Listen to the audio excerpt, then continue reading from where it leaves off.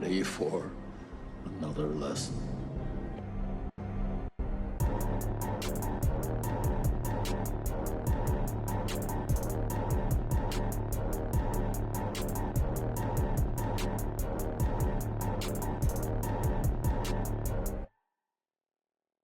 I could probably fight like Timothée Chalamet and like maybe Tom Holland on a good day. Flipping them around. Kind of short. Yeah, I could. Those would be like the two I'm like confident against. I got Paul Giamatti. But I don't know about in a fight. I think. I mean, I could probably just like outrun him. Adam, there's just no way you're beating Lisan Al-Gaib. There's no way. He's gonna hit you with one of those flying crotch V attacks that all those like all the Fremen are hitting when they pop out of the dirt, where they just swing their legs up on the guys, right. and then just like stab They them. never address how they get in the dirt. Yeah, they never do. I've thought about that as well too. In the right spot at the and right they do time, it real fast. Doesn't matter as well. Yeah. They do it real fast. Not in the books either. They don't really come out of the dirt in the books. Yeah. I mean, I feel like there might be one or two references where like they say they kind of like blend into the sand more than anything. But they don't really like dig holes and like pop out of them like. So I'm saying, I feel like maybe they just like plan it like a day ahead of time, and the sand just like slowly covers them. It's like if you go out and stand out in the ocean, like sand drifts. Yeah, like if you stand on the beach in like the same spot and it slowly starts like burying you as well too, or something. Right. Yeah. Yep. Right. Yeah. Let's talk about Dune more. I'm in. I have it on good authority, or I got a review in this week from a friend that said last week was Adam's best episode. I don't know if that's I don't know if I should take offense or not. He just said it was the best mix of your knowledge and passion coming through, basically, so far. Okay. Again, don't know if that means in all the other episodes, all 182 other episodes, I have too much knowledge or too little I don't know. But could be either or. I'll take it as a compliment. Just know that one was the best. All right, cool. Great. Well, I'm glad I was able to help. I was worried I was coming off a little too like, I read the books. No. Like, oh God. Yeah. Frank. Actually, Frank in the book. So yeah, I'm glad that didn't you were come literally across being too much him. Where she's like, you need to throw your rhythm off, and he's like, well, from the videos and books that I've read. Dude, that was such an underrated. That's such an underrated line. I've seen that was really funny for sure. It was such an underrated line. That's probably the funniest line in the movie to me. It is. Overall, me it is too. Javier Banderam's joints as well. Yeah, that was. Yeah, the like he's so humble. Even more reason to believe he is the one. Yeah, that's such a good bit. But definitely trying to break down like actually what I've read to like a native person. Well, actually, what I read in the modules. Sure. Yeah. Then he catches himself like, that's probably wrong. I should just. And to Nathaniel's demise, I only enjoy the movie more after a second watch, so it has not gone down on my list yet. Yes. In fact, Nathaniel actually has a second watch himself. He does. We went together. Right? Yeah. So everyone now has 2 watches within 1 week. It's pretty high. That may be the first time on this pod. More to the point, it has dropped on the ahead, IMDb though as well too. So it's no longer a shiny. What is it now?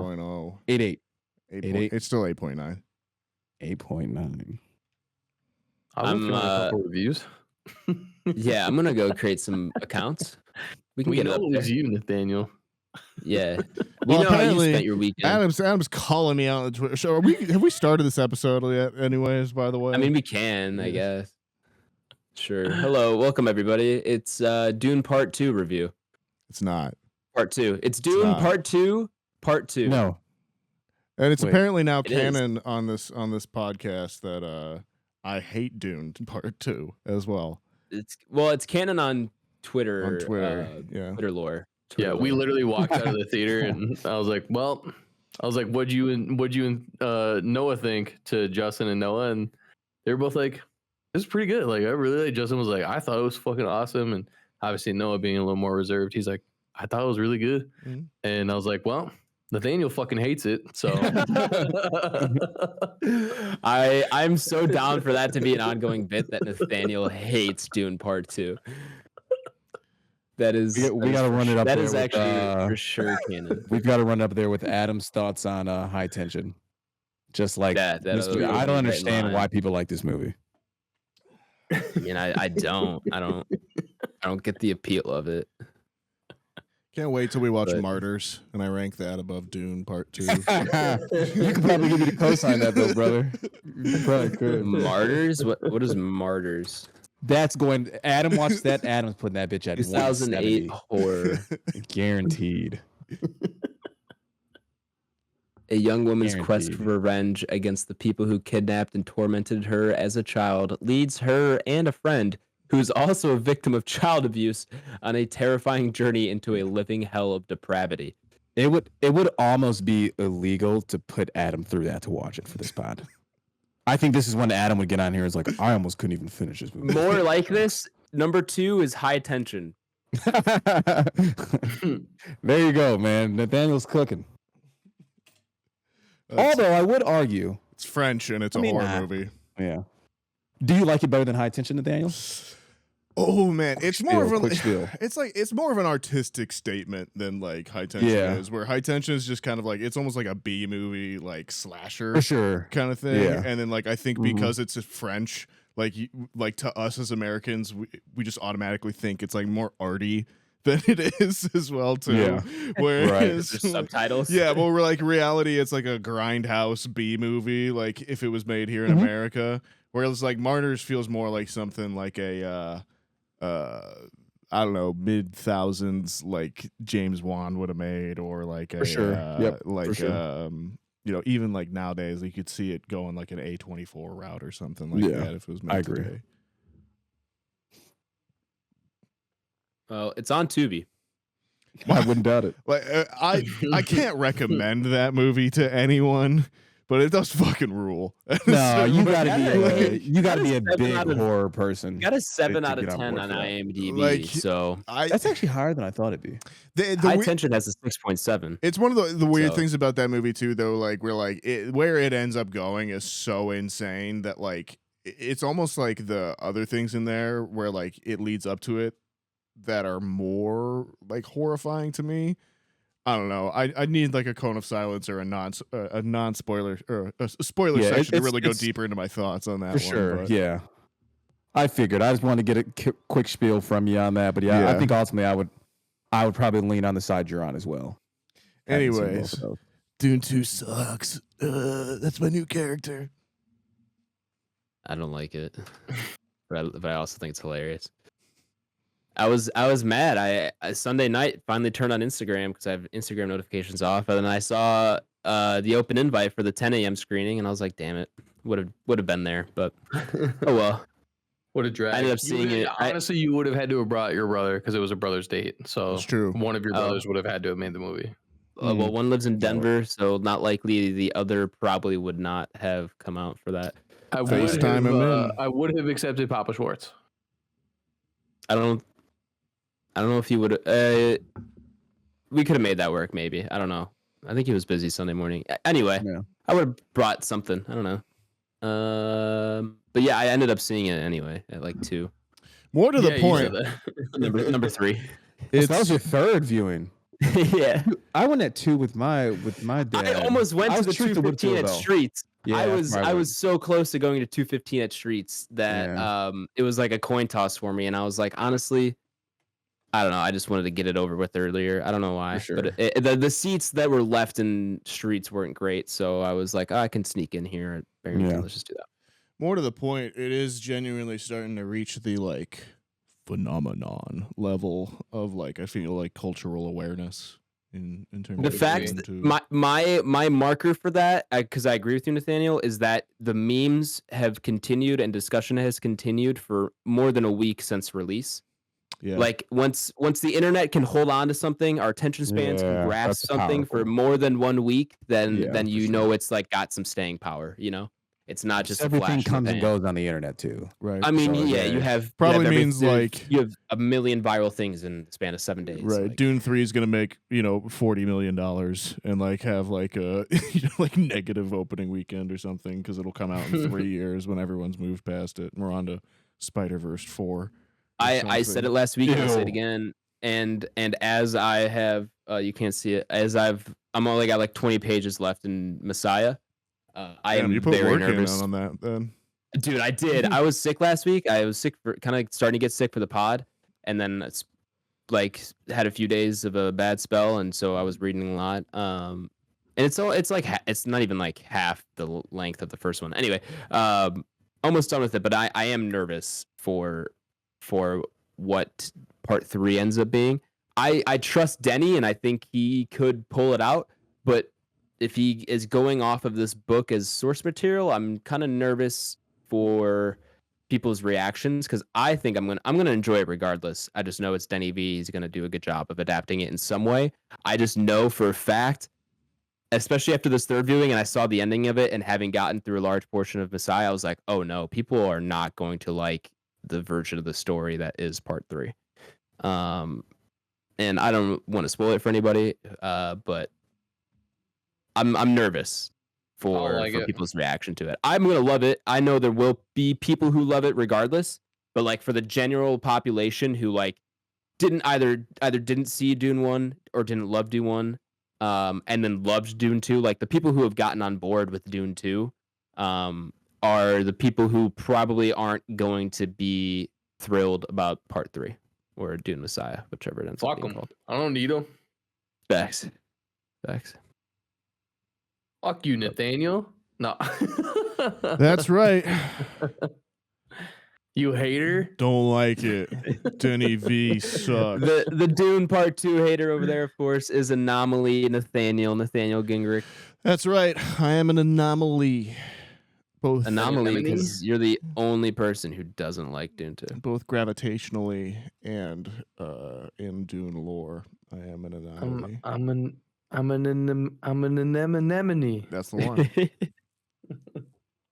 Yeah. Why is that line like ingrained in me? Because like I'm an anemone. And it's said by a cute little fish. That's true. Have we even talked about the fact that we're doing Interstellar this week on the pod yet? Oh yeah, this week's review is Interstellar. I will mention we said last week it was going to be Love Lies Bleeding. Turns out that's not wide release until this weekend. Let me make sure that's. Did we check? Is that wide release this weekend? Yeah. Okay, so it is. Yeah. It is this weekend. Great. So we can all see it this weekend. Bit of a mishap. I think the official release date was for last week, but I guess more limited release. Anyway, if you didn't know that we switched the movie to Interstellar, it's because you don't follow us on Twitter, and that's your fault, not mine, because I did tweet about it. I think yesterday or the day before. So go follow us on Twitter at Banter Row if you want to keep updated on all that. But yeah, we did switch to Interstellar. That is the review this week. Thank you for clarifying, Nathaniel.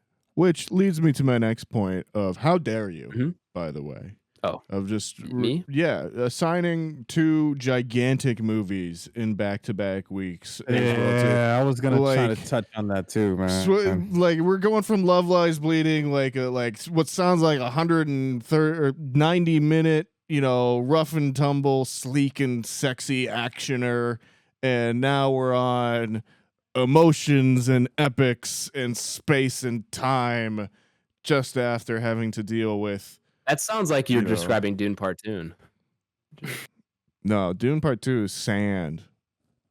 It's and emotions and space and time and dark, and it gets everywhere. Whatever the line is from Star Wars. Anyways, there's a line in Star Wars. Yeah, that says it's dark and gritty and it gets everywhere. Where he's like, I hate sand or whatever.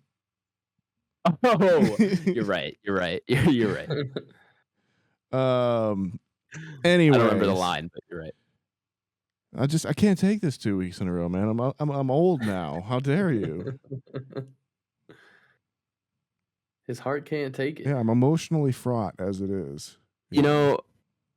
I offer no apologies.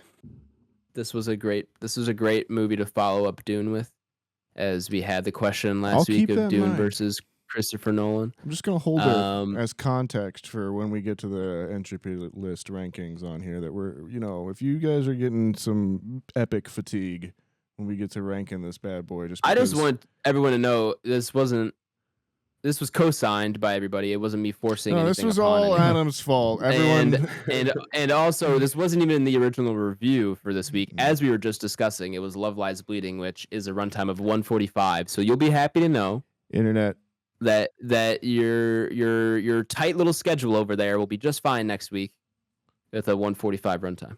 Adam was yelling. I've never seen him so angry. Though, you know, his eyes were completely white, and he said, "We're doing Interstellar. We're setting it up this way. Denny V is better. Dune 2 forever." He actually looked at me in the eyes and said, "I'm the Dune Messiah," and I was scared. That's all true. That's all canon. So, anyways, was, the next time we're ranking Dune, just think about that. Yeah. Also joining us today is Tidal Wave Ty, Tyler Verdalis. What's going on? How you doing? We're kind of into it, so I gotta ask you how you're doing. But like, if you're doing good, I think we can Making tidal waves. keep rolling. Making tidal waves. That's good to hear. Yeah. And then rounding out the squadron, of course, is Big Gargantua BlakeHolder. Hey, what up? I'm gonna be honest, fellas. I was gonna do Big Black Hole Blake because there's a big black hole in this movie, but then I didn't want a whole blackmail situation again. Yeah. What did you say the first time? It was big blackmail. Big blackmail Blake. And Okay, I got in some trouble from Ty, so For I sure. just wanted to steer clear. So I just went with the name of the black hole instead. Figured that would suffice. Yeah. So like I said, man, it's all good. You It's just hard to can't do be alliteration every incredibly week. Yeah. You've now put yourself in the position where you just can't be incredibly successful in like 20 years from now. It's like Right. someone's gonna find that and I be mean, like, dude, oh my god, this guy hates black people, and then you're gonna be Should you ever want to run for office, you're done. I mean, hey, Donald Trump said a hell of a lot worse than blackmail. So sure, right? he's also done a hell of a lot worse than. I'm gonna blackmail. find a way to like just manipulate it into you just saying terrible things about like. I mean, AI can just do like, crazy I know, things, that's man. what I'm saying. Yeah. It's just like your voice, like So it's gonna be and like- then it's just like a completely different scenario. It says blackmail. It's like you can't say that. Soon it's gonna It's like, be. look, I have this authentic recording of Adam saying this. It's actually gonna bring plays AI's back. nuts though. I think it's actually gonna be like that in like years from now. It's gonna bring It's a problem. It's going to bring plays back because everyone's going to be like, unless I'm there in person to see your lips actually making those words, I won't believe they Yeah, actually I happened. can't So believe that. live Yeah. performance, plays, ventriloquists. Well, I have seen that as like a prediction of where AI and deepfakes take us. Where like everything AI is so good that we can't believe anything digital or online. So the point where like the internet's useless and internet use is useless because you can never distinguish what's real, what's There fake. we go. Analog's the way to go, folks. Let me get my 8 I mean, millimeter. I'm slowly but surely building up this distinguished DVD catalog that I have over to my left. That's Suzume that's has digital. come. So it stands for digital video device. Well, I can touch it with my hands, and that feels more real than the Netflix. It's true. That does feel more real than the Netflix. Yeah.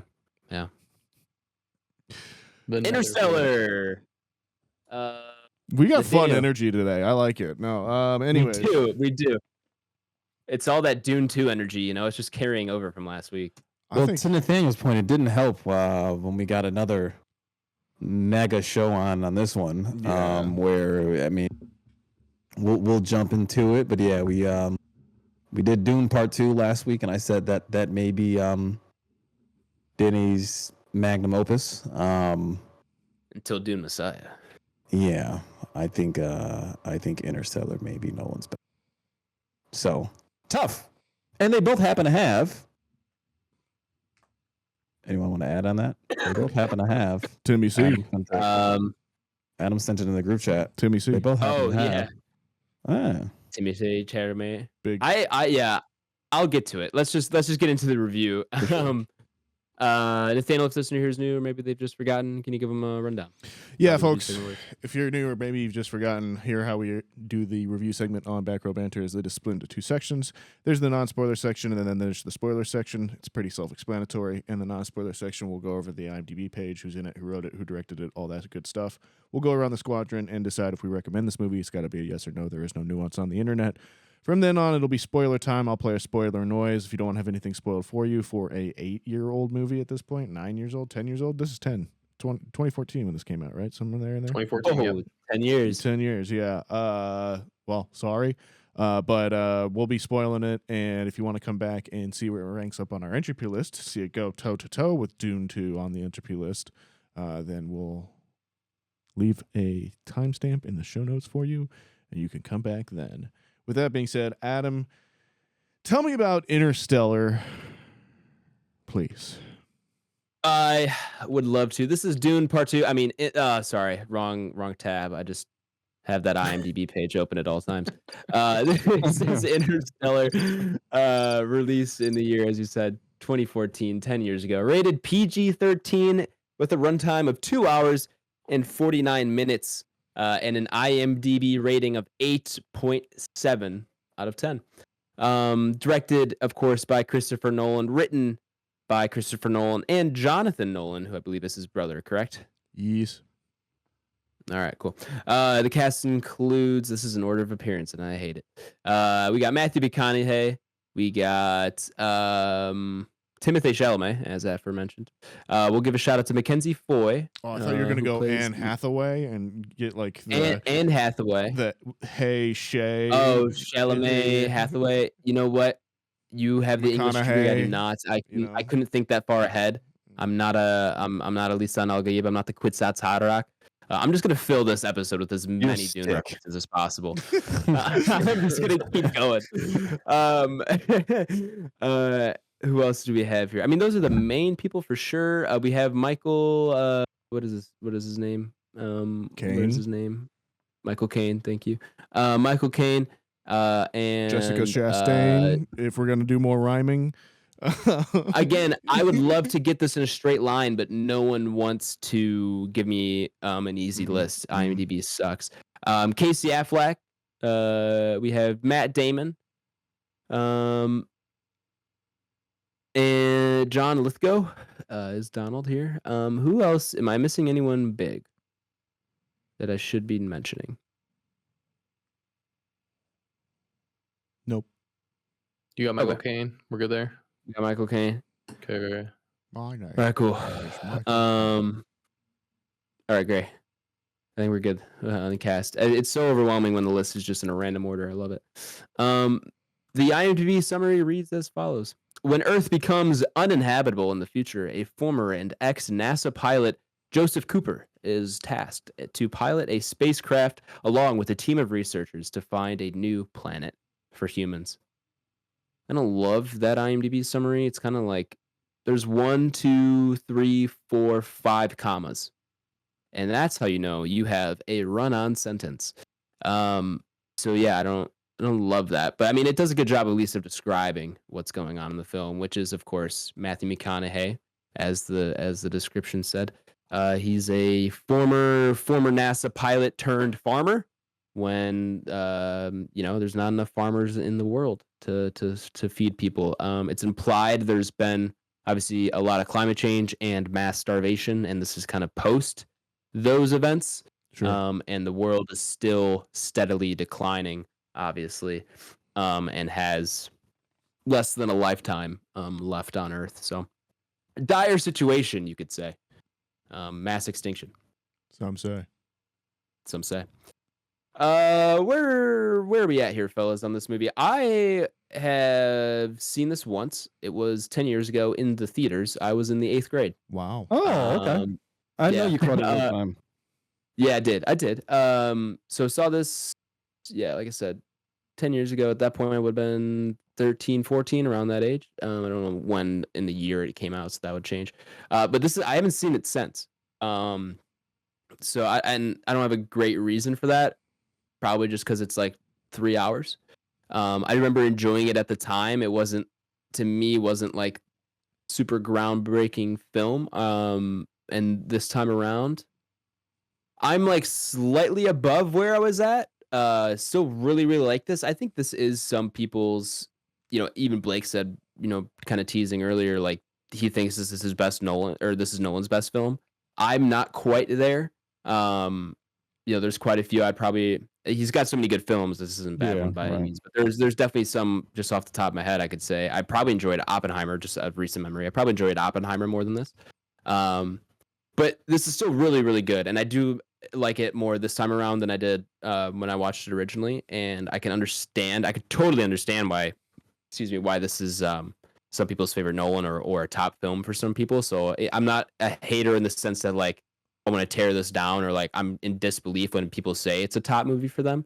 But I'm not probably as high as like everybody is, but I'm still up there, still enjoying it. But where are you guys at on this? Yeah, so this is, I don't know how many watches I've had of Interstellar. I'd say it's probably around 3. I'd say 3 or 4 ballpark of me. I remember you not sittings. too long ago said, this is probably, I say not too long ago, but like on the podcast, I should say. I remember you saying that you like rewatched it either the first or second time since theaters, and like it is probably your favorite sci-fi film now, and probably a top Nolan film. This was like within the last 2 years, I think. Yeah, I think you're right. It's about 2 years ago. And yeah, man, I think even upon this last rewatch, I mean, I'm certainly up there. I mean, it's got a heartfelt story with it as well. The action when it's there, obviously knowing Nolan, it hits. The sound design is awesome. Yeah, overall, this is like, it's hard to verbalize, but I want to say this is like Nolan at his best, right? Where I feel like, to bring the conversation back to what we discussed last week of like people making the films they would like to make, right? Like I think Nolan making Tenet was like, I think that's Nolan sitting there and being like, I'm fucking cooking right now. Like, you know what I mean? I think that's him. Like, this is a movie I want to make. Yeah. This is my masterpiece.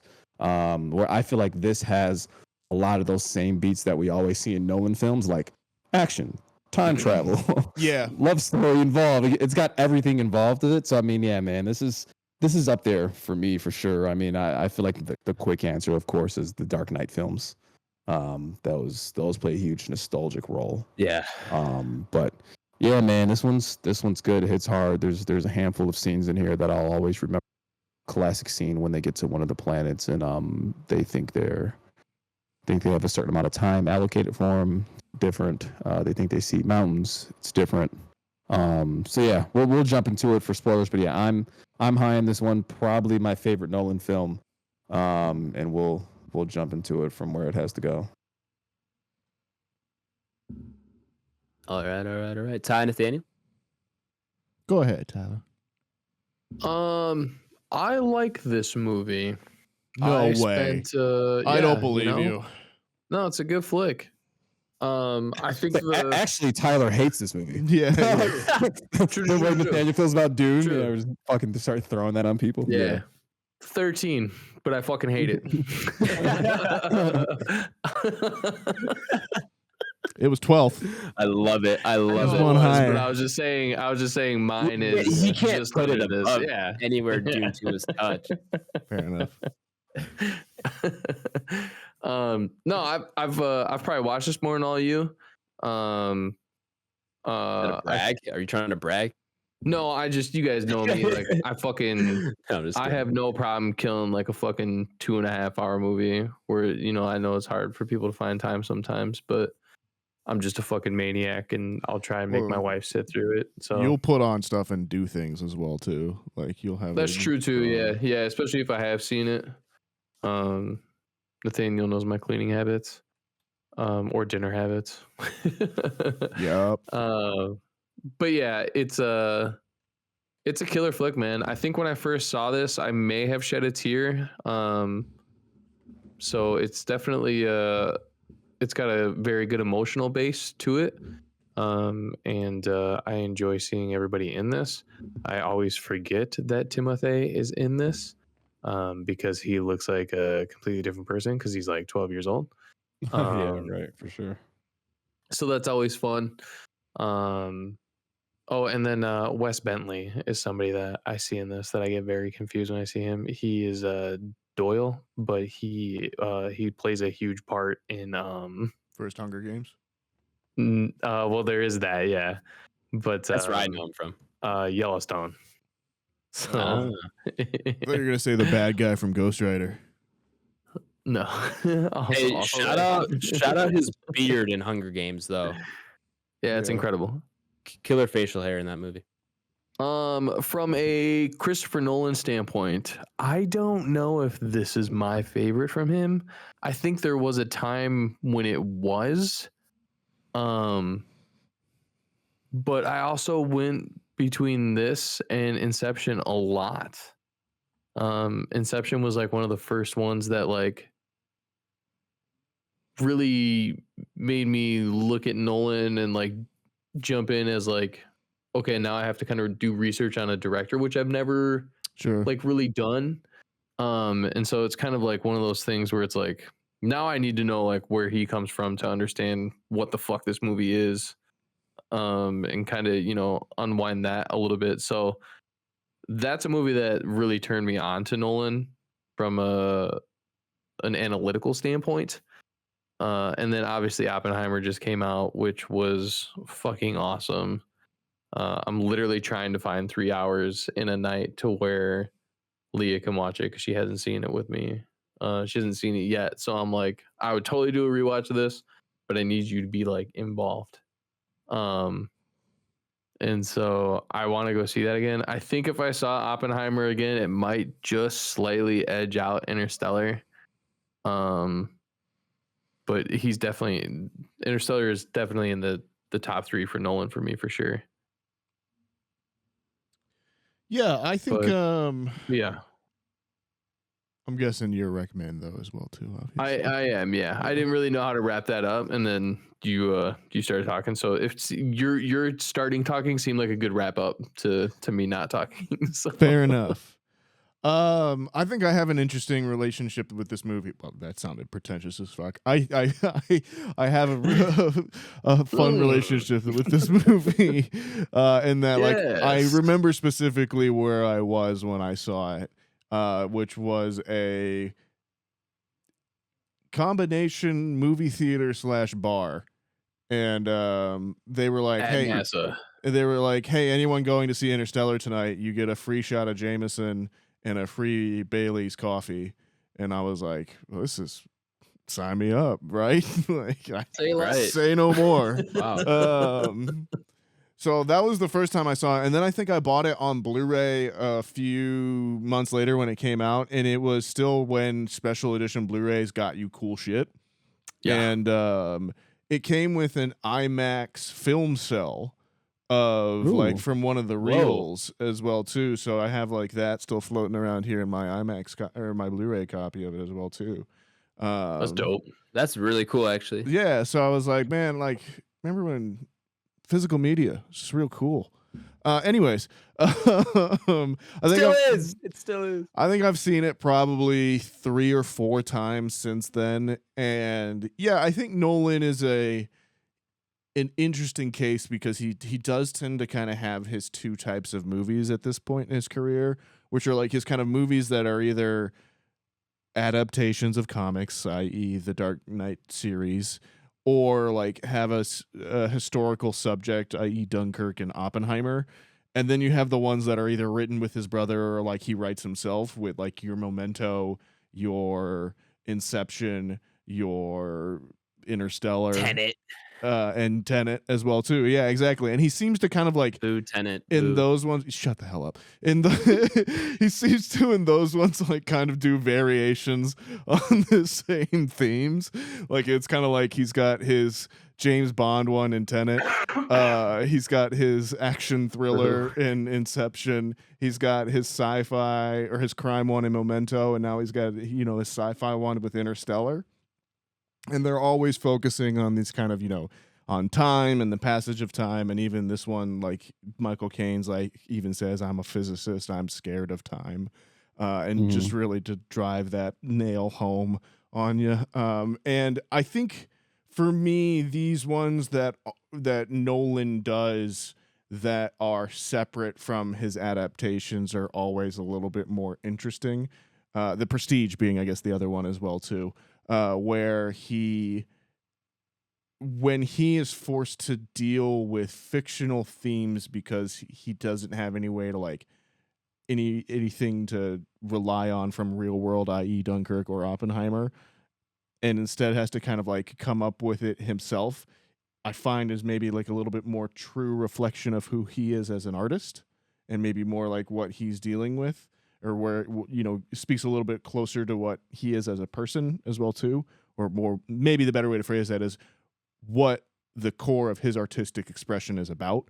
And I think this is for me a very fun and revisitable version of that story that he's done out of kind of like those other ones. I don't find it as daunting as Inception. Like I feel like I need to watch Inception once every 5 years at this point. Right. It's more I have more of a relationship with it than I do like The Prestige or Memento, and like it's and Tenet just like is almost too new to me at this point. But this is the one that like I just do have that kind of relationship with, where I think I knew exactly where I was. I remember exactly where I was, and was like, to Tyler's point, switched on analysis wise from the moment that it started like playing, basically. So yeah, all that to say, it's a recommend for me, and let's dig into it. Yeah. Recommends all around, sounds like. Yeah. Lots to get into on the spoiler side of things, so we're gonna go ahead and head into spoilers. So if you've not seen Interstellar and do not want the movie spoiled for you, go ahead, check that episode description where you can skip over the spoilers. We'll be taken to the ranking of our movie up upon our Entropy list, and we'll compare it to Dune 2. Spoilers. Dig 'em up, diggity. Anybody? Holes? Great We should get that on soundtrack. the podcast. Dude, I've too. never seen that movie, bro. What? It's a good. Yeah, Did you ever read the book? movie. No. I It's would like be a classic Shia LaBeouf. yeah, man, that is. I know what it is, but never seen it, man. I cannot imagine what watching that as an adult in 2024 would be Yeah. like. But like Yeah, in probably, 2004 when that movie came out or whatever, that movie ruled. The kid who played yeah. I Zero actually don't know if I want is to like rewatch that. he's movie. like one of like he's so fun to watch. He's like a nerd. He literally Yeah. like just goes after like super high end collectibles. Yeah. No, I've seen him now. Yeah, it's super funny. Anyways, Interstellar. Spoilers. Interstellar. Shit goes down. I had fun this time around. This time around. Should not have I mean, I had the fun first last time too. I should also maybe give a little more context. When I did see this originally, this was like 8th grade. Adam was like peak nerd. Where like I was in I think I've told you guys about the Science Olympiad stuff I did in middle school, like basically track for nerds and STEM stuff. So this was like peak nerd Adam when I saw this initially. So yeah, it was kind of like up my alley, but also I remember having problems your with head? the whole concept. Well, there's definitely a little bit that I probably wasn't understanding quite as much as I do now. Right, for sure. Regardless of whether or not I wanted to admit it at the time. But yeah, I didn't fully understand it. But I did enjoy it, and I think one issue I remember not loving, or one issue I remember having, and I think I remember not absolutely loving about the movie, is the idea of or that I came way like did a whole 180 on this time around. Is the whole concept of like the love and the supernatural force that is beyond our comprehension, or beyond the limits of our understanding of reality. And Sure. I at the time wasn't able to appreciate what the movie was trying to say about that, but have like and totally in line with that message. You saw your name and your whole correct. feelings changed. Yeah, no, I understand. Yes. yeah. And your heart well, grew I also, 3 sizes that day. But yeah, I am just a lot more in line with like, we don't know everything, and there are, in my opinion, probably forces outside of our 5 senses of reality that we can measure, or things we don't understand that influence our reality that we don't fully appreciate or fully understand the impact of, or there are things outside of our understanding. And this movie's suggestion that like love being one of those things, or some kind of supernatural force that influences our reality that we don't really give enough credit to, is an interesting concept that I really like that this movie includes now, that I kind of came around on this viewing. Yes. I don't know if that's like an odd place to start the spoilers, but no, that's just kind of where my mind went. Start wherever you want. I had notes on that actually. I put the love speech isn't that bad. Because like similar to you, like I remembered like at the time a lot of the like what we would call discourse nowadays being around like the love speech and the Anne Hathaway like delivery of the love speech about it being like a quantifiable source, and like kind of this weirdly, it felt like it was this really mushy introduction and emotional like gooey core at a to that point was a very hard sci-fi movie realist at that point, and it just didn't seem to mix well. And like I think everyone that had seen Inception and saw it as this cool actioner was kind of like, what the hell is going on with my Christopher Nolan movie here? But yeah, I remember watching it and being like, it's really not that bad. It makes more sense within the context of the movie. And I think they almost need to sell you on the ghost emotional beat before the love beat really makes sense as well too. And that was one thing I noted on this one, was like the dialogue in the movie works, but you almost need to think about it for a second before it really makes sense every now and then. Particularly kind of like the discussion he has with Murphy about like parents are the ghosts for their children kind of thing, and like if you're not paying attention it just sounds like absolute nothing, but then it does tie into obviously the ghost theme and kind of like the humanity talking back to itself, and also just kind of fatherhood and love and all of what we've been talking about so far. So I thought that was kind of an interesting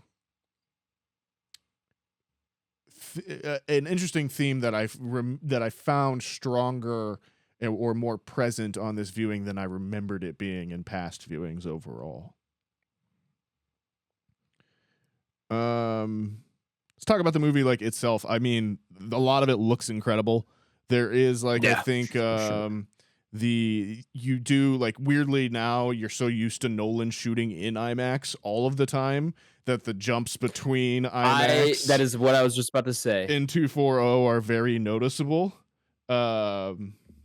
It's a break of immersion. I would rather it be in the smaller aspect ratio throughout the entire film than jumping back and forth. I see. Personally. I like to me it's such a noticeable shift every time it happens that my brain goes, oh, the aspect ratio changed, or oh, it's IMAX now. Yeah. And especially when it happens within a sequence where like there are times in this movie, I don't know how many times this happens, but I can know it happens at least once where it's like, I think it's when they're switching back and forth between what's happening on Earth, what's happening to McConaughey in space. McConaughey is IMAX, Earth is not IMAX, and it's within one sequence you're going back and forth between aspect ratios. Or it happens it happens on the water planet too, where cases like or TARS or cases rolling back to them, and then like you cut to the inside of the ship and it's in 240, and then you cut back out. Right, exactly. And it's like the continuation of the same shot, but it's just also in IMAX the whole time.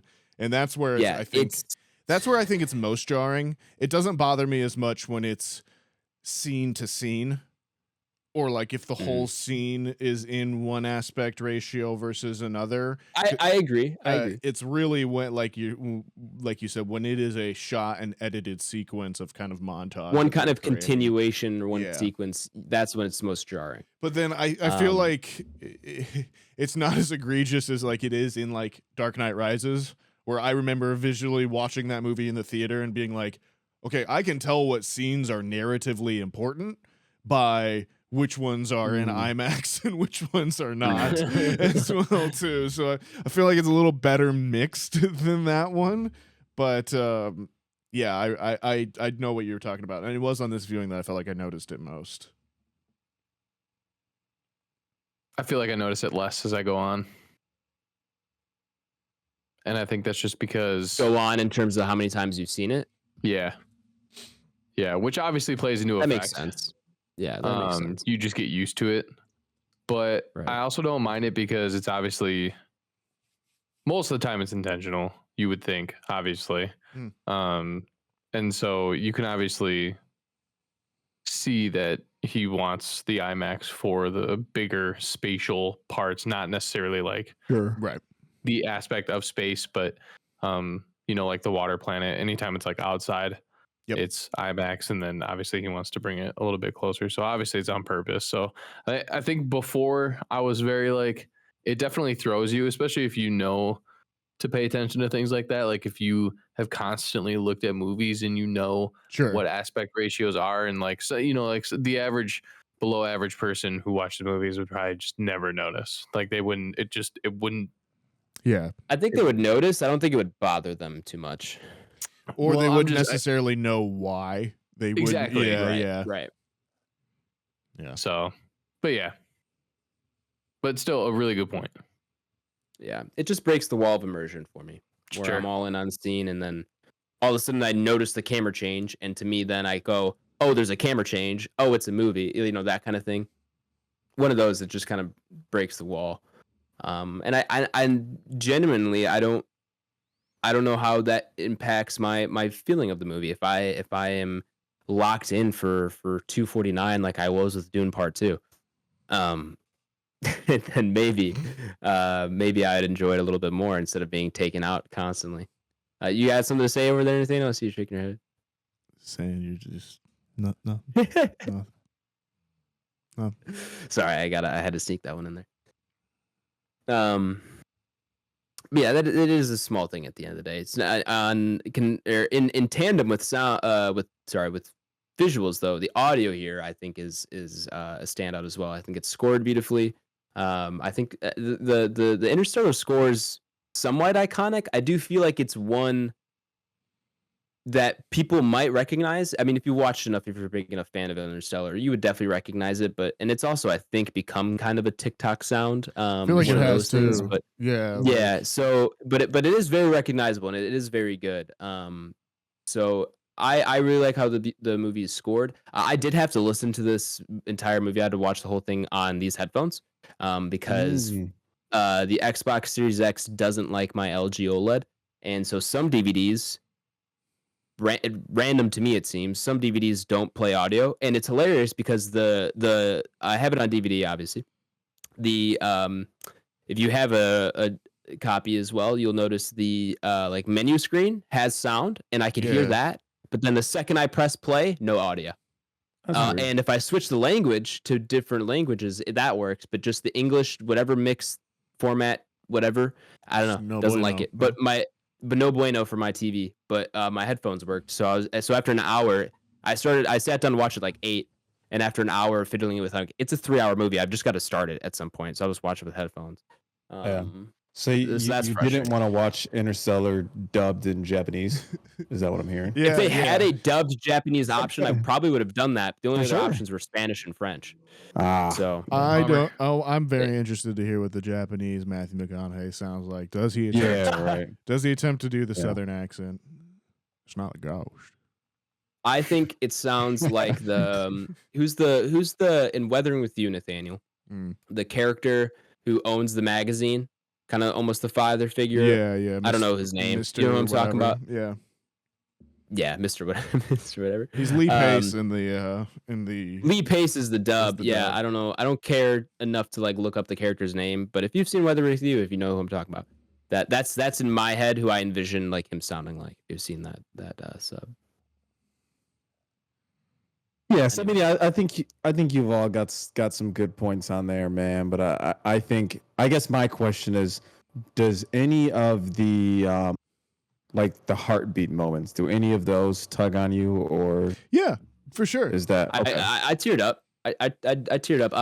It was definitely, I feel like, even more on which scene exactly. I feel like on this watch, like you feel how selfish McConaughey is being in leaving the children behind, in particular. In the first place. And kind of like having to have that conversation of, I am leaving and I need to go and exist and do this for me. And like, this world has never really been what I wanted it to be. And as much as I love you and want things to be safe for you, like, I need to go do this as well. And I think it does a good job of kind of justifying all of that as well. But it is this kind of open wound. And I think the movie's wise to kind of just acknowledge that and let that be as well too, but yeah, I think the emotional moments do work as well too. I think part of the reason, like, I think Anne Hathaway does a good job on here as well too, and I think like the common knock on Nolan is he doesn't know how to write women as well too, and I don't think Brand is like an amazing character, but I think part of the reason that Nolan likes working with Anne Hathaway is he knows that she is going to give like a certain performance level whenever he works with her, particularly like obviously in like Dark Knight Rises, or obviously this as well too. And I think she's just kind of like that kind of actress, where as opposed to someone maybe more like Marion Cotillard in Inception or something, who's a little bit more kind of nuanced and that kind of thing in her roles. Though again, she worked with him in Dark Knight Rises as well too, I guess. But I get what you're saying though.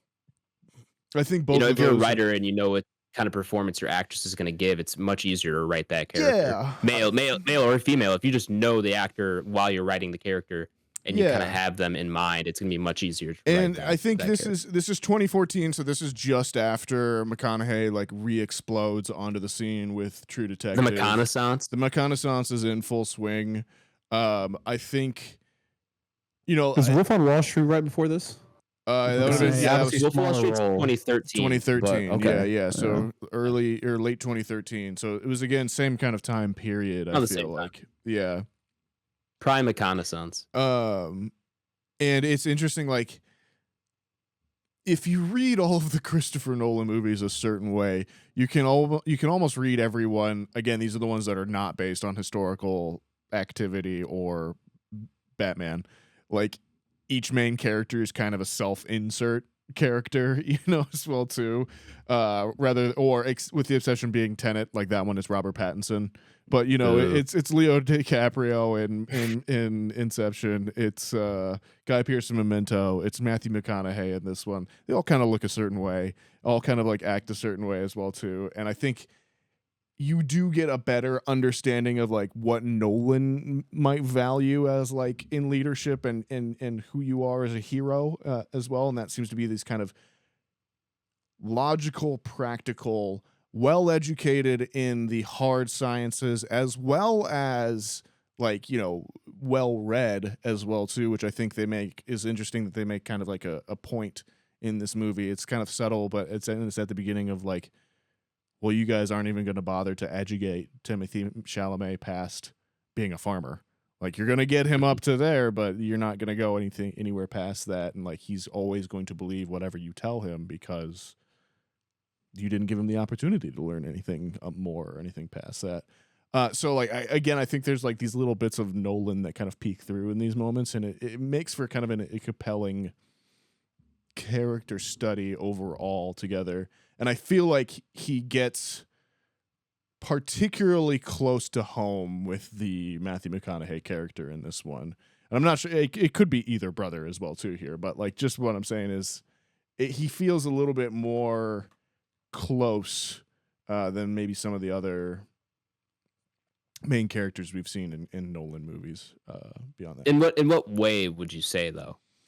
Like what part of the McConaughey character, what part of Cooper do you feel is? It's the thing that he's an engineer that is like obsessed with space and a pilot and like thing. Like, he has this grounding in like the hard sciences, and like when he goes out there to like do something, he's like, okay, we're gonna do the plan this way, and I have a plan. It's gonna go like this, which you see reflected, I think, a little bit in Cobb in Inception. With his kind of like, we are going to do the plan and it is going to do X, Y, and Z as well too. But then like, I see what you're saying now. And again, Memento, you've got the again, kind of like the listing of this is what I know about myself. I'm gathering information. I'm building it up point by point by point. Like, I feel like you get this consistent character and this consistent kind of clash that Nolan has in these movies between logic, time, or logic, reason, and kind of what in ethics in some ways, even going into like Dark Knight and things like that of, what do you give? What is the cost of doing certain things or certain actions? And then time and emotion and love, and how emotions, feelings, all of that is what binds all of us together, and that time ruins it all. Time is going to eat all of that, connect all of us together, but also inevitably kill us all. And that is my big speech this week, guys. Someone else talk now, please. Snaps for Nathaniel. Yeah, what about and I guess it's kind of hard to pinpoint now, but I feel like this was one of those in real time where you were watching it and then the Matt Damon character is in it. It was definitely one of those where it was like, oh shit, I didn't know Matt Damon was in this. Right, like I don't think he was like included in a lot of the promos. No, like, he wasn't. That was something that was cool. And it's very similar to Beat Shock when he shows up. For sure, bro. And you would draw the parallel to when's The Martian? Martian's after. Okay, but I think a lot of people could draw the parallel to that as well. Of like, oh, like when you think back on this 10 years in the past, 100%. right? Yeah. So that's something that definitely holds weight. As well as I think my favorite scene from this is ultimately when they land. I can't think of the name of the planet, but ultimately when they land on the planet.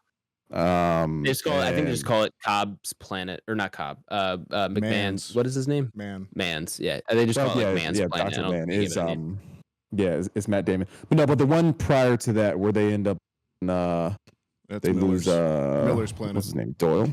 Yeah.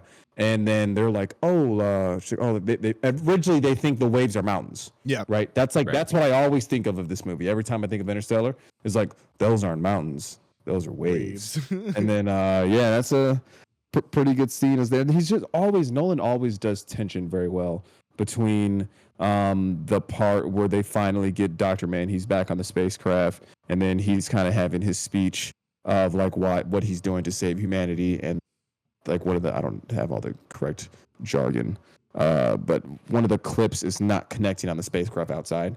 And then it's just like there's a moment when he's like in the middle of his speech and then it just blows up. And then it cuts to outer space. Yeah, so and it goes to no sound. Good. Is awesome for sure. I think shit like that is Nolan at his best, in my opinion. So yeah, there's a lot of stuff like that, man. A lot of quotable scenes from there. Then as well as obviously the love story, or the romantic beats, the heartfelt beats of the father and the child. And she finally realizes that that's him talking to her to the bookshelf. And yeah, man, it's good, man. I mean, obviously, I don't think it's without its flaws, right? Certainly not my most rewatchable Nolan film. Falls significantly short to The Dark Knight for that. But as far as the heartfelt strings it tugs, the action pieces it tugs on me, just the cinematography where it looks awesome, particularly when they go through the black hole. Shit like that is like, yeah. I feel like a lot of other directors, you go through that and like it's very like CGI based, looks really cheesy. Like he was able to pull so it looks somewhat grounded. And to my understanding, I think this is one of the better films that actually took like the laws of like physics and tried to apply them to a film.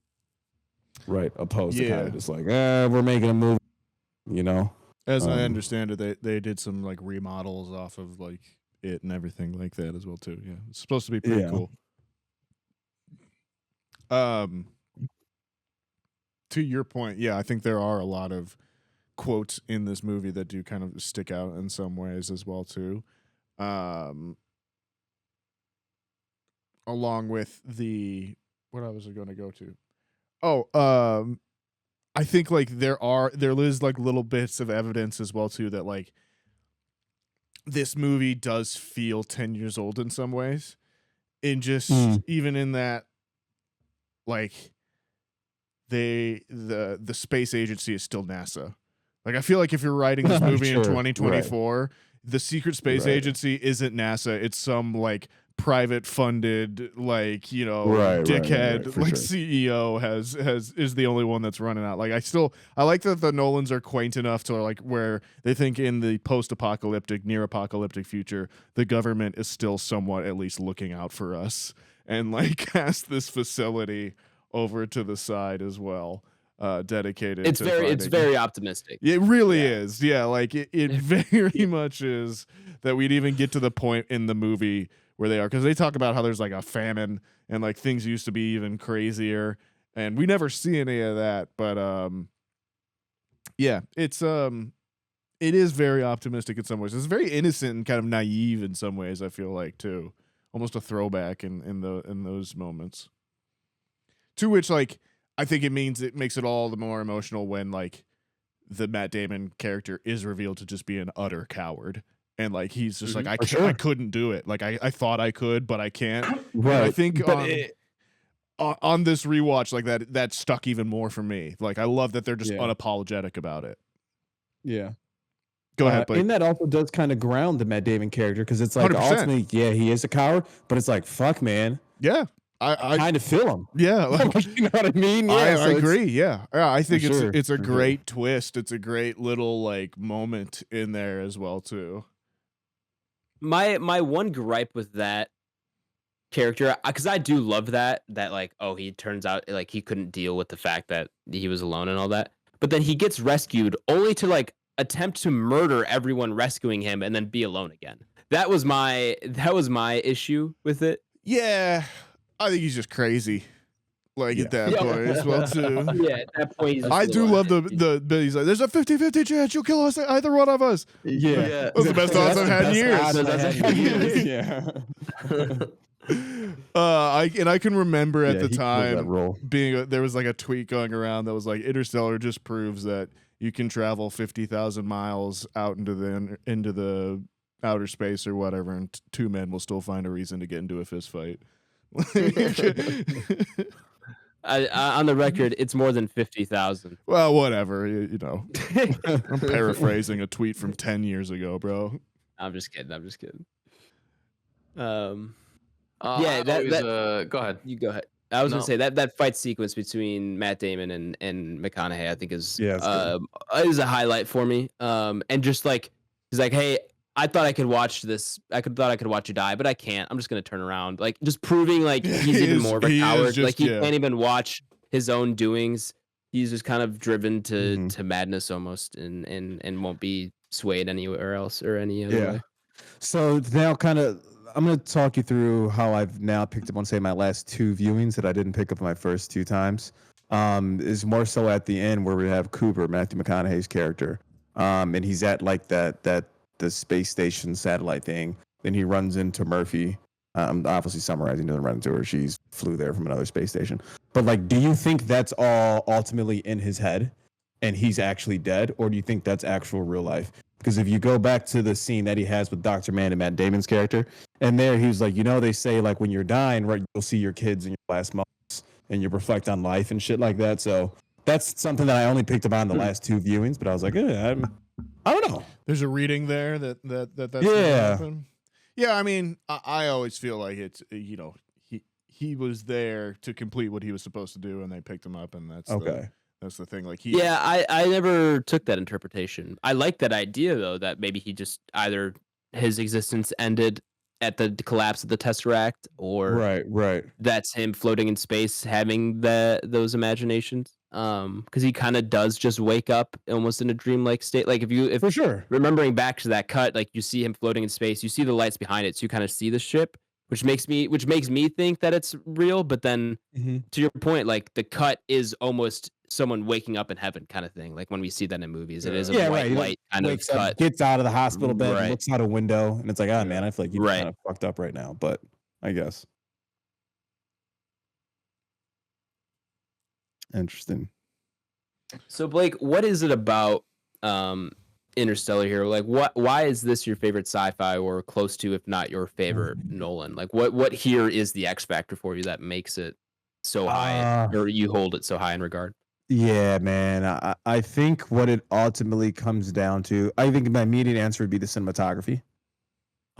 Particularly when they're in outer space and visiting the different planets, where that's like, oh, this is elite, right? This is elite. The And it Saturn also shot was jaw dropping for me. for Not sure. when I remember, but when it's just that little dot passing by Saturn, I kind of just like took a second. It was one of those shots where I was like, damn, he cooked here. Someone cooked here. You know? Yeah, right. So I think ultimately that would probably be the number one, and then two would just be the actual character development and kind of those heartfelt beats, which I mean, maybe to some people they don't hit as hard as, but I think this is the most heartfelt Nolan film that hits my strings, right? Where I mean, I think, I guess what you could make an argument, or I'm sure some people probably Dunkirk in there would probably be something else as well. That one's up there. But I guess I don't know. I think that's what it pulls the most for me in terms of his kind of his selection of movies, discography. So yeah, I would lean on those two. Then Matthew McConaughey's, he's good, man. He's good. He's good. He is good. Yeah, no, I agree with you on that point. This is, for Nolan, a rather emotionally driven movie. Yeah, I feel like it doesn't have a lot of those. And more so than a lot of. Awesome. Yeah, and not that his other movies are devoid of it, but this is the only film of his that I can recall, at least, where I'm tearing up, in certain scenes. Yeah, right, for sure. And have that connection. Don't let me leave, Murph. Make me stay. That is a good scene. I love that the fact that that's been memed. He's like screaming no. Yeah, that's what I've always seen memed on the internet. No, him like pounding on the contract. This is like kind of off topic, kind of on topic, but in one of my favorite shots in the entire movie, or not, I shouldn't even say shots because it's an audio effect that he does. When gets off Gargantua, or the tidal wave planet, and is playing back the 23 years of video log. That hits too, man. And Tom goes, "I've got to let you go," and he turns off his camera, and the score, the main theme of the movie, cuts. I was also like, what? Just like, it kind of gave me whiplash, because like you'd expect in 99% of movies, that score and that scene is the emotional beat. Yeah. And him cutting that off as the sun cuts off his feet at the, like, that hit me so hard, where I was like, what, just like that doesn't compute in my brain. And you kind of just get that same disconnect that Matthew McConaughey is feeling. We're like, oh, that's it. Like, I might not ever see my son again. Like, he might not ever speak. Like, that cut, just so effective. And like, because like I said, you rarely ever see someone cut a main theme of a movie like that. So just want to give that a shout out. Yeah, no, for sure. For sure, bro. That scene hits hard too. And then even going back to that, when they're on that planet, where before they exit the spacecraft, they kind of understand, like, hey, we're on a time limit here. I forgot what time limit they give. I think it's, what is it, 30 minutes or some shit like that. It was an hour for 7 years. Yeah, so they established that, hey, the longer we are here, time is significantly faster on Earth due to gravitational pull, or whatever the scientific reason is. So when they get down there on that planet, though, the kind of the score in the back is just kind of like a ticking watch. Ticking? Mm-hmm. Right. So like, to even emphasize how much time is running by, and they finally, the whole obviously tidal wave thing comes about. They lose one of the people. They get back up there, and they're like, okay, like, fuck, that was terrible. How long were we there? And then they were like, dude, we've just lost like 30 something years on Earth, right? And then it's like, holy shit. Little fun facts for you. Are you going to say the same thing, Nathaniel, that I'm about to say about the ticking? Oh, no, I was going to say, shout out to my man Romilly, probably the dude that's done dirtiest in this whole movie. For sure. Shout out that man. I love his character. Sad way to go out. Nolan's sticking to the time-honored tradition of making sure the black character gets the worst, just in the in the course of the story. For sure. One of cinema's oldest rules. Also, to give another shout out though, how about what's the robot? Is it Case? I was just gonna say Case and Tars.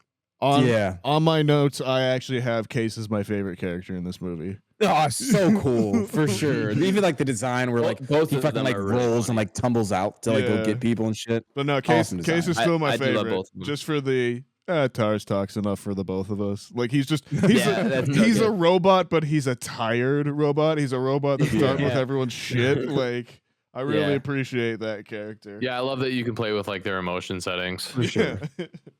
It's really good. Back to really quick on the ticking that you brought up, Blake.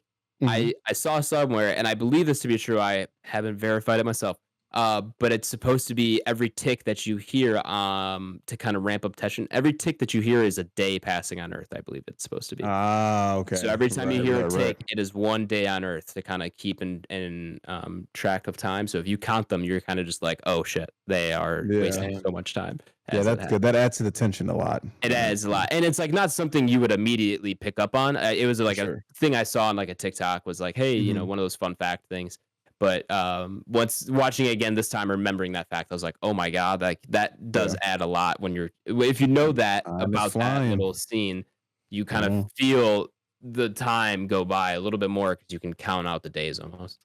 And I think again that is the like speaks to the craftsmanship of the film as a whole, and like Nolan as an artist as well too. One thing I don't think is And tour. yeah, one thing I don't think is very crafty, or maybe it is. Maybe it's going back and reinforcing my point that Casey Affleck's an idiot in this. But I noticed in this one that like his first son, the child that dies, his name is Jesse, Mhm. and then his second kid's name is Coop, but Mhm. his last name is Cooper. Cooper is their last name. So he's Coop Cooper. Cooper? He's Coop Cooper. I mean, it's not a bad name. I've heard worse. Yeah, right. Fair. That's so funny. They just go to is- show that he's like, yeah, he was going to be a farmer. He was not going to college. He's Coop Cooper. Cooper. That's funny. That's so funny. That's funny. Another fun fact on this one, and I don't have it exactly in my head. I should remember it from the few times I've watched it. Is where they're driving through the cornfields. I believe they planted. I forgot how much it was. But they planted actual cornfields for that to drive through that shit, and they end up giving it to I forgot wherever they filmed it at locally. I think it was in Iowa. Community. Yeah. Well, no, they sold the corn. Like Kansas, He bought, some shit like that. well, wherever it was. Yeah. He bought, like Nolan bought a plot of land Mhm. and then actually grew the corn and sold it for a profit. Yeah, for sure. So, But look at yeah, Nolan but go. he's always a big practical effects guy, as we talked about this. Yeah, and and growing I don't think that's corn, something you driving can through really it. fake. Yeah, Yeah, it's definitely a good call doing all that crashing he did planes. for the Guy's corn. nuts. He is. My right. only other point, just because I know you're going to ask, has anybody got anything else they want to point out? And since I've said the least, I will just point out one of my favorite things about this movie.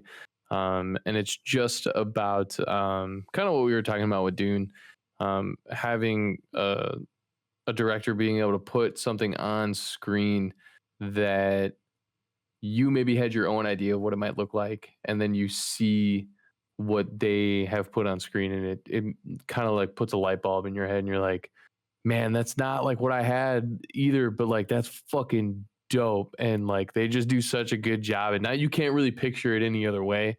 And I just one of my things that I really appreciated with that was when McConaughey was in, we'll just call it the Interstellar, and you get the bands of time and everything like that. And that's one of the cooler things that when I saw that, I was like, now this is one of those things that is going to move movies forward. Like it's that good of a depiction of what you see time as, that people are going to take ideas from this for a long time. You have moved the bar on what we perceive or what somebody would perceive as time on screen as a visual prop, and I'm like, that's cool as fuck. So shout out to that. Definitely agree with that. Yeah. All right. Any other big points here? We're running a little long on time. I wish they didn't call it the Tesseract. Why? Makes me think of Marvel. Oh, do you know what a Tesseract is outside of movies? No. I feel like you're going to It's a tell big me. blue cube. Fucking idiot. I'm not gonna give. I can't. I'm not, I'm not an expert in quantum mechanics. What would 8th grade nerdy Adam do? Summon him here, man. Let me channel my inner science. What the book say? Nerd. Well, actually, no, a tesseract is essentially the closest model we have to what a fourth dimension would be. I don't know how to describe it. If you Google a diagram of it, it is almost like a cube within a cube with man, I'm not going to be able to describe this well enough using words. You kind of need to see it. Would you say it's a flat circle? That's my best understanding for time. Yeah. No. It's a way that here's a good GIF that I've got that listeners won't be able to see, but I can send in our group chat. It's essentially the best model the best representation of what a fourth dimension would look like that we can model in 3 dimensions. You should tweet this with the episode. Maybe I will. But the tesseract is an actual, like, I don't know what you want to call it, but it's an actual thing. It's not. It's like a model, movie prop. Yeah, it's an actual model. It's an actual it's a theoretical model. Concept, theoretical. Yeah, there you go. It's not just like a movie concept. So the fact that the movie kind of deals with dimensions and whatnot is fitting that they use the term tesseract. Here's a link to the actual GIF. If you Google tesseract, listener, you'll get what I'm talking about. Does that work? Okay, cool. Yeah. It's gravity. Yeah, like I said, cubes within cubes. It's all gravity. It's all gravity. It's not a ghost. It's gravity. Welcome back, listeners who skipped over the spoiler segment of the podcast. We're going to go ahead and throw Interstellar up upon our Entropy list. For those of you who do not know, the Entropy list is Back Row Banter's official list of all the movies we have reviewed, regardless of genre, regardless of anything else, all on one fantastic list. It's essentially how we rate our movies, rather do it out of 5 stars, out of 10, whatever it is. We throw all the movies we review on a list and see how they compare to one another. If you want to see the Entropy list for yourself for reference, you can do so by checking that episode description, where I've left a link you can follow, and it'll be taking you to my Letterboxd. Interstellar 2014. Cool. How many Nolans do we have on here? At least 2. Dunkirk, Inception. We don't have any of the Batmans, do we? Oh, then Oppenheimer. No. So yeah, I think it's Tenet. Oh, I'm way Boo. That's 4. That's it. So, and Dunkirk. Did we say Dunkirk? Yeah, he did. Yeah. Okay, so we have 4. This will be the 4th. Cool. Comparing the other Nolans, we have Oppenheimer. I believe it's the highest at 18. Nope. Inception. Oh, Inception. Sorry, missed that. Inception 11. Oppenheimer 18. And then Dunkirk's a little further down here at 41. And then let me scroll all the way down to where Tenet belongs at, where is that? 123. It was really that low. Yes, thank God. Oh my gosh. Yeah, we need to talk about that one, Blake. Justice for Tenet. I didn't think it'd be that low. No, that's actually a very good spot for I'm the protagonist, and I decide Tenet is going higher. Sorry, I can understand. I need you to say that with subtitles. What? That was an audio mixing joke for Tenet. I know. And then Guess you couldn't hear me. I made Sorry. an audio joke back. Wow. Really deep humor here. We're the tesseract of humor on this podcast. Cubes within cubes. Who's ranking it first, fellas? Yeah, I'm trying to buy myself some time. Anyone have a I got a spot. You got a spot? Let her rip. Got a spot. I am gonna go above a well-known director of a movie we might have talked about, or a director. How do I want to phrase this? Try again. Yeah. I'm going to put it above another movie by the director that we talked about last week. And also a movie that tugs on the heartstrings. So I'm going to put it at 14, below Your Name and above Arrival. Like that. That's kind of immediately what I went to myself, was like, okay, where else do we have Nolan and where do we have Arrival? Right. I mean, I like Arrival a lot. I do think this is the better sci-fi piece, though. And effectively, I do think this is better than Inception. So I'm going to go ahead and put it at 11. 11. Okay. Alien's hard. Yeah. That was tough. Alien is hard. That's why I'm 13 Yeah. or 14. Yeah, above Arrival. 14.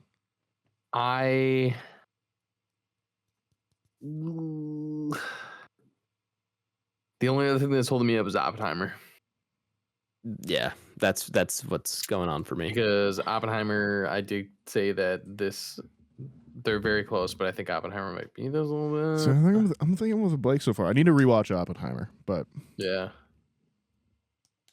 And I don't want to put Nolan's together, but I do think this is better than, well, Blade Runner 2040. Nah, it's pretty hard to. Yeah, I'm seeing Killers right there, dude. Killers. Low key. That's Blade really what it Runner, was. I was like, oh my god. Oppenheimer, Killers. Are those too low? Like, we got to move those up.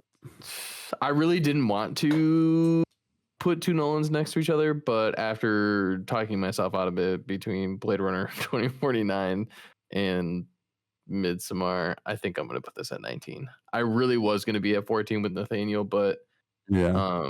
after seeing those three together, Yeah, it's really hard to put those three. Yeah, so I'm going to go 19. Just 19. below Oppenheimer. I'm one below you at 20 just because I think Killers is a fantastic movie. Incredible movie. But then I see Lighthouse, Return of the King, Ex Machina. 9 Days trips me up, but like I'm content putting Interstellar above most of those movies right there. It deserves to be up there, but Oppenheimer's my cap. And then I see Killers and I'm like, I really, really liked Killers. So yeah, it's tough, man. As you always say, you kind of got to pick your poison of like what films are you willing to put it above. this is true. It gets more difficult each and every watch, man. yeah, every week, man, it gets harder and harder. So we have a 20, a 19, we said a 14 and an 11. Yeah. Averaging that out, we get an even score of 16. Whiplash. And usually Midsommar, sorry. And when we have even scores, we typically don't tie break, yeah? Yeah, I mean, that's fine. So then 16. Nice and simple. Is that what it turns out to? You said 16 or 16? Yeah. An even 16. Oh, I guess. Yeah, fuck it. I mean, An even 33. yeah. Just drops. if that's the rule we got, let's do it then.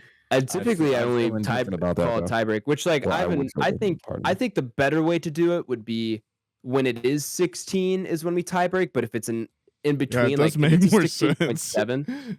Yeah, and I've been meaning to bring this up, and we can address this maybe in July, when we kind of review the entropy list and make some amendments, or maybe we just do that sooner so we. I feel like we've been voting so much on like just numbers, like just whatever the score is. So we vote almost every times in week. a row that like I've honestly not really paid attention to it. I agree. You could have just we can have we this can score conversation on everything pod with it, and I probably would have been like, yeah, that's cool. Yeah, tie break it. We don't know how we'll have this conversation. Works. Maybe we should have like a rule sheet for the entropy list, but at the same time, the chaos of how we rank things is part of the fun of the entropy list. It is of course chaos at the end of the day. So, cool. Interstellar slotted in there at 16, below Whiplash and above Midsommar. Cool. That's it for our review this week. Our review next week, as we said at the top of the pod, is Love Lies Bleeding. Go check that out in theaters. Getting good reviews and heard good things so far. So hopefully those stay true. And then I don't know what's after that, but I've heard good things about Monkey Man, which is pretty soon. That's in April. So I'm getting excited for that as well. But Love Lies Bleeding is next week. Did you guys know Kung Fu Panda 4 came out? Yes. I didn't know that till I went to the theater and last then, week. like, yeah, it made like $6 million. I feel like they just completely shot themselves in the foot releasing it the week after Dune. And apparently, Lucky, the first one's actually pretty good. my understanding was Just all the Kung quiet Fu as kept. Pandas were good. Like, actually, Okay. I haven't seen any of them in a long time. So Yeah, I don't even think I've arguments seen the here. third one. First one's awesome though. maybe we throw it on the short list. absolutely. The first not. one? I want to The do. first one? I want to do 4 months, 3 Why not? weeks, 2 days. So bad. That's on the short list. I know. I'm just saying. Can we take that out over the Ghostbusters? Unless we need that. I think that was that. I don't Tyler's want pick? Ghostbusters. I put that there as like, hey, this is coming out. Do we want to Who's do it? pro Let's have this Ghostbusters? conversation off Show pod. Show Yeah. yourself. Reveal yourself. Get out of here. We're gonna bust yeah, ya. let's get out of here. We've been going a little long here. I'm gonna say no, we're watching. I'm making that executive decision. It's a little late.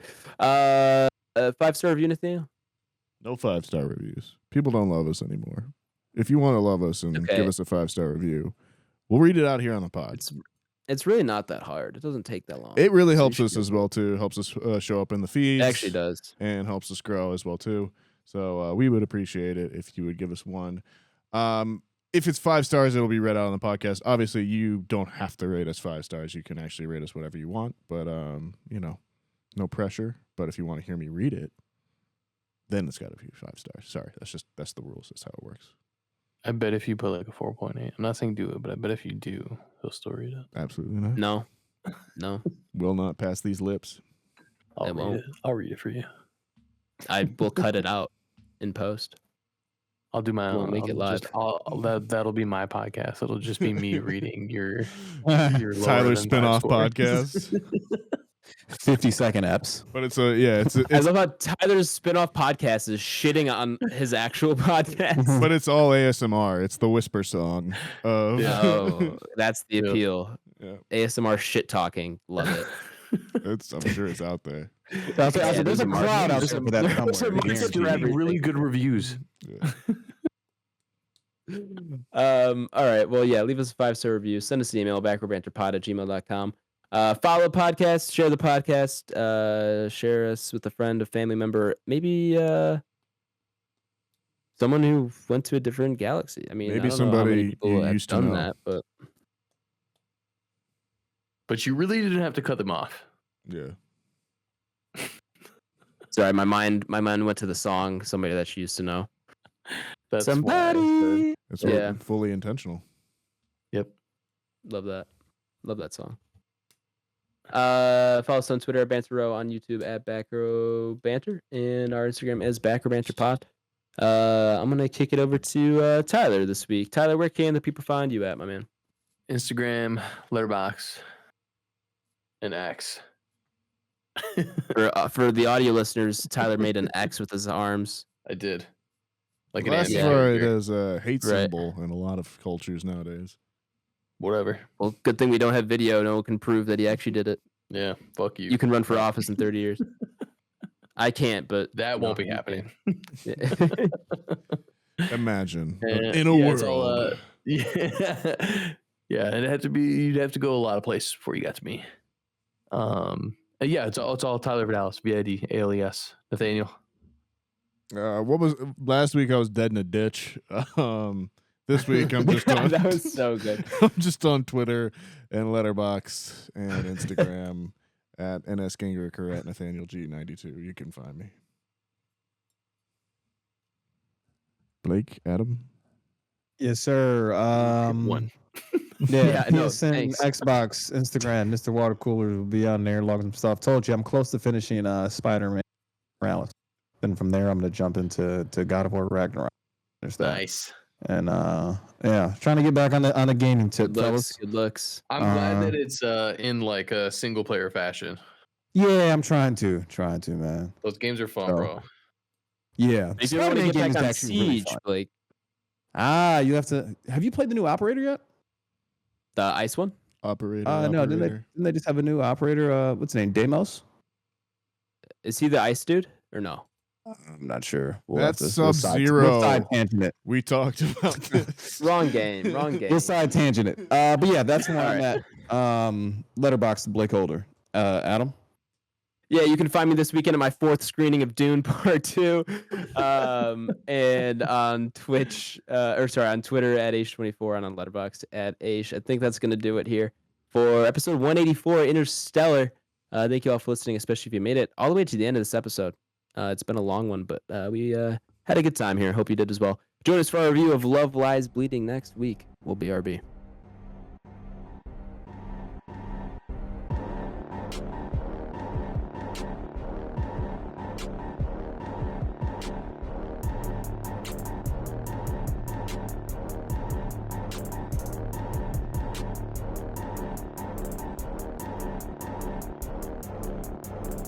America. Ready for another lesson. Now recording. Iraq. You gotta give me more of a heads up when you do that. Come on, man. I thought you felt the energy. Felt where I was going with that segue. I felt it.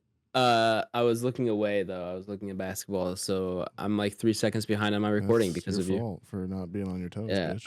Now the whole edit's screwed up. I'm not gonna be able to edit it properly. Are you watching the Nuggets Heat game? That was at halftime when I checked last. But I'm gonna put that on because it's probably more entertaining than Raptors Pistons.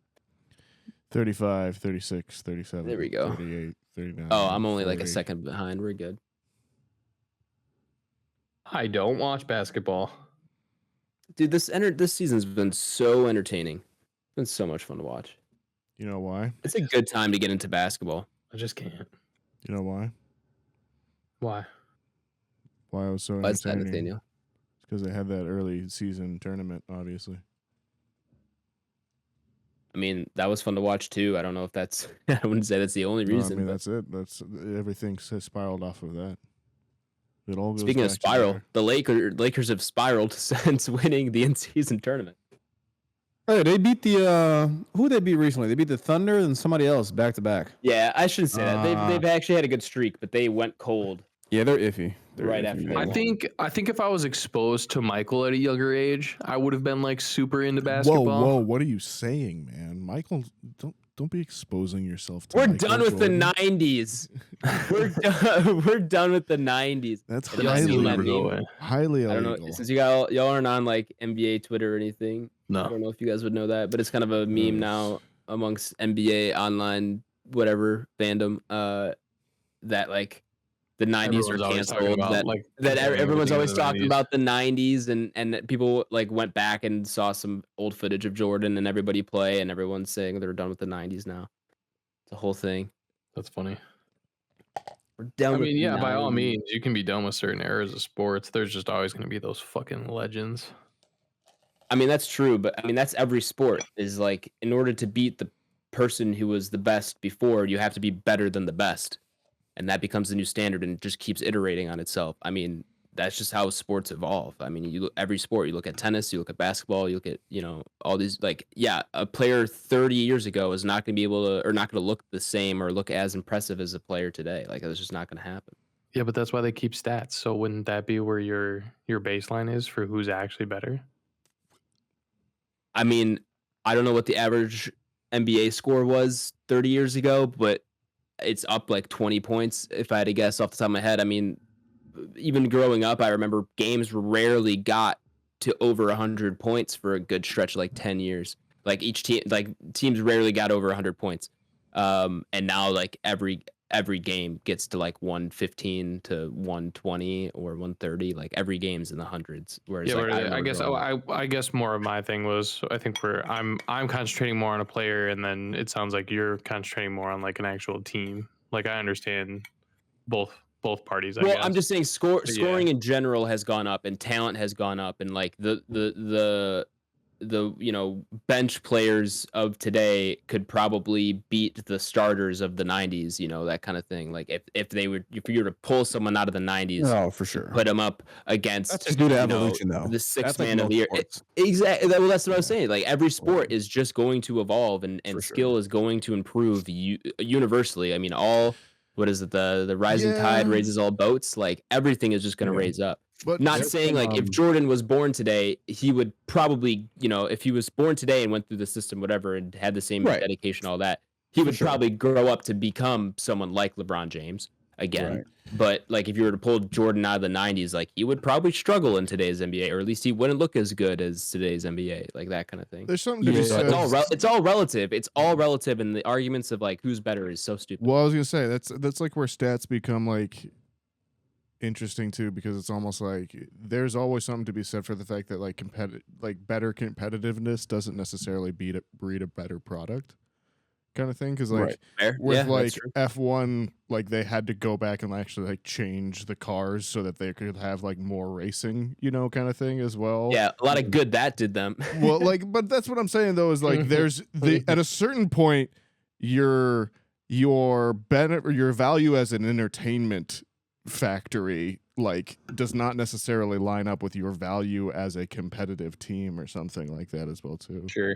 And so Right. there is always something to be said, I think, too, for like the spirit of 90s basketball, if you want to make an argument in that direction rather than necessarily like, yeah, obviously athletes are bigger, faster, stronger nowadays than they were back then, and the game has changed and moves faster as well Milk. too. Yeah, it's. I Milk, think yeah. you've got on the head just with evolution. We don't talk and about the how- milk. Yeah, just with evolution and like how the sport just continues to progress. For like it's actually it's kind of crazy too, and that's why it's always hard to compare different eras, right? It's a totally different So sport. hard. And in any but- sport, it's hard. Yeah, right. Let alone like something of like basketball where it's like so like skill dominated. Where you can find some crazy clips online of like obviously people. I don't want to say trolling is the right word, but you can, as you know, on the internet, you can find anything to support your own narrative. Playing devil's advocate. Yeah, but there's some crazy clips though that you can see at a pretty high level of basketball being played like in the 90s, and it's like how defense is played, and it's like mind blowing because like you could watch that and you'd be like, dude, if anybody played defense like that now, like you'd get 200 scored on you in a modern NBA day basketball game. You know what I mean? Like nobody crashes the 3-point line. Everyone just like stands in the paint. It's like one guy dribbling. It's just a different sport, man. Different sport. So yeah, it's hard to compare. You gotta appreciate greatness, man. That's what I'm on the side I'm on. I love that we can have conversations about pretty much anything. Yeah. Like, Give people their flowers, Or man. I mean, like Fucking again, look at movies. all the rule changes baseball's made over the last 10, 15 years, just to like kind of Right. work that product out a bit more Yeah. as well too. Is that the pitch clock is new in there too, right? Was that last year? Absolutely. they Pitch first brought it out? clock, bigger Yeah. bases, mean, Oh, getting- see, I wouldn't have known that. Getting rid of the I wouldn't have known DH from a few years ago, like getting rid of the DH. even yeah. having challenge calls and shit, like that's within the last Right. 10 Right. years.